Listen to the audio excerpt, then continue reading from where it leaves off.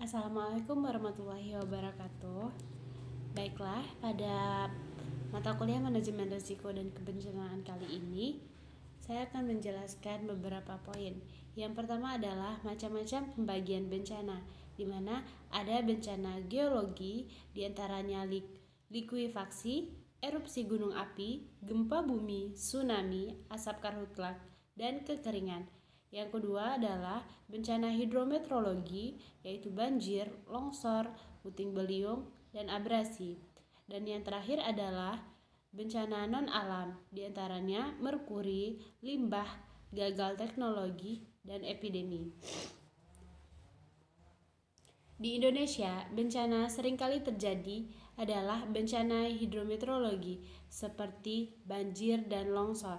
Bencana ini sering terjadi oleh beberapa penyebab, baik itu faktor alam seperti hujan, maupun oleh ulah manusia seperti menebang pohon dan hutan sembarangan, membuang sampah sembarangan sehingga dapat menyumbat saluran air dan lain sebagainya. Namun demikian bukan berarti bencana lain tidak pernah terjadi di Indonesia, seperti gempa bumi, tsunami, dan lain-lain. Hanya saja bencana tersebut bisa dibilang jarang terjadi. Yang cukup sering selain banjir dan longsor mungkin seperti gempa bumi, namun dengan kekuatan yang kecil. Peran pemerintah dalam penanggulangan bencana. Salah satu bentuk tanggung jawab pemerintah adalah yang pertama, Undang-Undang Nomor 24 Tahun 2007 tentang Penanggulangan Bencana. Yang kedua, Peraturan Pemerintah Nomor 21 Tahun 2008 tentang Penyelenggaraan Penanggulangan Bencana. Yang ketiga, Peraturan Pemerintah Nomor 22 Tahun 2008 tentang Pendanaan dan Pengelolaan Bantuan Bencana. Yang keempat, Rencana Nasional Penanggulangan Bencana 2010-2014. Dari beberapa undang-undang dan peraturan di atas dapat diketahui bahwa pemerintah sebenarnya sudah sangat memperhatikan dan menyiapkan dengan baik hal-hal yang perlu mengenai bencana, baik itu penanggulangan, pendanaan, dan bahkan sampai pengelolaan bantuan bencana sudah diatur dengan baik.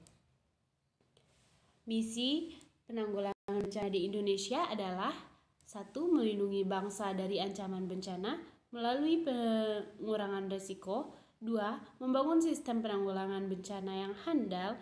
3. Menyelenggarakan penanggulangan bencana secara terencana, terpadu, terkoordinasi, dan menyeluruh. Dari misi penanggulangan bencana tersebut, sudah banyak yang berjalan dengan baik.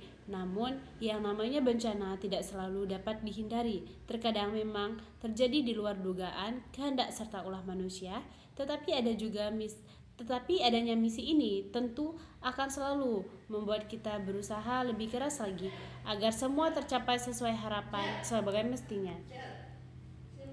Dalam kegiatan penanggulangan bencana, pemerintah membentuk Badan Nasional Penanggulangan Bencana atau BNPB yang secara garis besar memiliki fungsi merumuskan dan menetapkan kebijakan penanggulangan bencana dan penanganan pengungsi melalui tindakan yang cepat, tepat, efektif, dan efisien.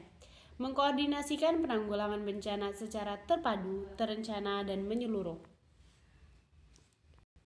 Di tingkat daerah, lembaga khusus yang menangani bencana adalah Badan Penanggulangan Bencana Daerah atau BPBD. Selain BNPB dan BPBD, pemerintah juga membentuk satuan tugas yang siaga untuk penanggulangan bencana dan keadaan darurat. Pemerintah Indonesia tidak hanya fokus pada penanganan keadaan darurat, tetapi juga berupaya untuk membentuk bangsa yang tangguh dalam menghadapi kondisi bencana. Beberapa strategi yang ditempuh untuk penanggulangan bencana di Indonesia.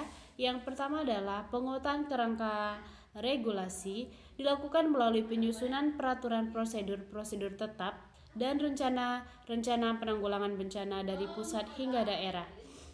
Yang kedua, pemaduan program pengurangan risiko melalui program pembangunan seperti RSJM, RKP, Renstra, Renjera Kementerian dan Lembaga, RPJMD, dan LKPD. Pemberdayaan perguruan tinggi diharapkan dapat mengembangkan iptek penanggulangan bencana yang disesuaikan dengan konteks dan daerah masing-masing.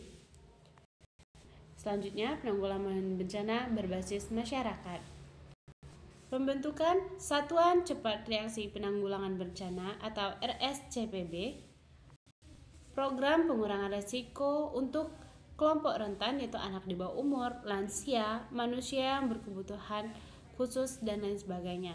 Peningkatan peran LSM dan organisasi mitra pemerintah, dan peningkatan peran dunia usaha. Hanya itu yang dapat saya sampaikan. Terima kasih atas perhatiannya. Assalamualaikum warahmatullahi wabarakatuh.